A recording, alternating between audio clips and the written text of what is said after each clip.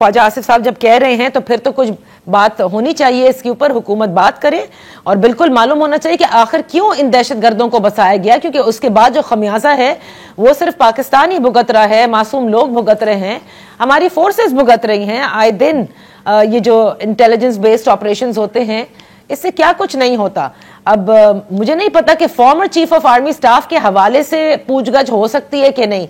पहले आईएसआई के चीफ के हवाले से नहीं हुआ करती थी, लेकिन चलें वो एक मिसाल सेट हो गई, हो सकता है ये मिसाल भी सेट हो जाए। देखिए होनी चाहिए, मुहासबा जरूर होना चाहिए। अगर सियासतदानों का मुहासबा होता है, जरा जरा सी बात पे होता है, जेल चले जाते हैं। अगर आप हिस्ट्री निकालें 1947 से लेके अब तक, तो कौन सा सियासतदान है जो एक नाम रखता है और वो जेलों में नहीं गया है? तारीख बड़ी पड़ी है। अगर सबकी इज्तमाही सजाएं देखी जाएं तो 100 साल से ऊपर बनती हैं, सैकड़ों साल जो हैं वो सियासतदान जेलों में रहे हैं। तो जो लोग ये काम करके चले जाते हैं, चलती चलाती हुकूमत को धक्का देके घर भेज देते हैं, जजों के साथ मिल जाते हैं, जजों के घरों में जाके धमकियां देते हैं कि तुमने ये काम किया तो हमारी 2 साल की मेहनत जाया हो जाएगी, ये कोई ढकी छुपी बातें तो नहीं है। मुहासबा होना चाहिए, पूछा जाना चाहिए। हम नहीं पूछ पा रहे अगर या हमारे अंदर इतना दमखम नहीं है तो इसका ये मतलब नहीं है कि ये काम होना नहीं चाहिए, होना जरूर चाहिए। और आज नहीं होगा तो कल होगा और होगा इंशाल्लाह। तो आप ये समझते हैं सेनेटर साहब कि आपने ये तो जरूर कहा कि होना चाहिए, लेकिन जब आप कहते हैं दमखम नहीं है तो यहाँ पर ये एक मसला है, ये एक हकीकत है कि हर हुकूमत डरती है, even if it is a former chief of army staff, कि उनका मुहासबा हो। नहीं, former chief of army staff की बात नहीं है, जजों की मैंने बात की है। साकिब निसार साहब से कौन पूछे जो टेलीफोन पे कह रहे हैं, और वो उनकी ऑडियो जो है वो आ गई है जी कि हमने नवाज शरीफ को भेजना है घर और इमरान खान को लेके आना है। ये कोई ढकी छुपी बात है? हम तो उनसे भी नहीं पूछ सकते और बेशुमार दूसरे एहलकारों से नहीं पूछ सकते जो इस सारे खेल में मुलव्वस थे। चीफ ऑफ आर्मी स्टाफ तो एक तरफ रह गए ना।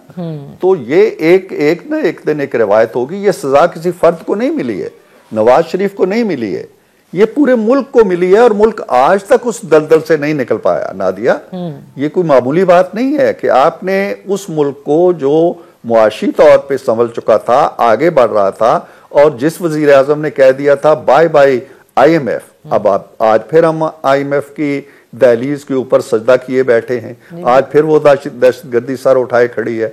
तो कौन जिम्मेदार है इसका? नवाज शरीफ जिम्मेदार है। उसको तो चले सजा दे लिया आपने। मुल्क को जो सजा दी है, पाकिस्तानियों को जो सजा दी है, 25 करोड़ अवाम जो भुगत रहे हैं, इसकी जिम्मेदारी जिन लोगों पे है वो जाने पहचाने, उनके चेहरे जाने पहचाने। बिल्कुल, लेकिन जब उनको सजा मिलनी चाहिए, उनका मुआसबा होना चाहिए। जब आप ये बात करते हैं, नवाज शरीफ साहब ये बात करते हैं, और एक ऐसे वक्त में करते हैं कि जब आप हुकूमत हो, फेडरल गवर्नमेंट आपकी हो, और उसके बाद भी अगर अंदाज ये हो कि कोई तो करेगा, कभी तो होगा, होना चाहिए, तो फिर लगता है कि वाकई के उस मनसब पर पहुंचने के बाद भी आज पावर आप लोगों के पास नहीं है, वरना अब तक हो जाना चाहिए था।